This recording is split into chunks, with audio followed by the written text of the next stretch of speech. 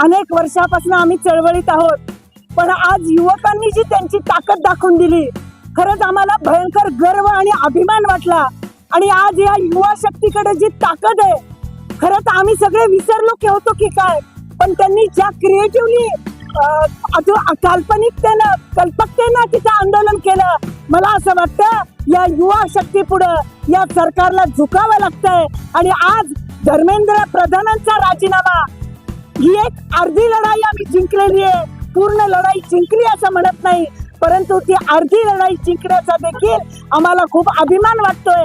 आणि ही लढाईमध्ये ज्या विद्यार्थ्यांनी ज्या युवकांनी योगदान दिलं, मला असं वाटतं की आम्हालाच आमच्या युवकांची ताकद कदाचित कळली नाही, पण या आंदोलनात लक्षात येतं की आम्हाला ओव्हरटेक करणारे हे युवक आहेत आणि या युवकांच्या पाठीशी आम्ही या पुढेही राहू. आज जो आनंद तमाम युवकांना झालाय, तो आम्हाला आमच्या मुलं यशस्वी झाल्यानंतर जो आनंद आम्हाला पालक म्हणून होतो, तो आनंद या ठिकाणी आम्हाला झालाय.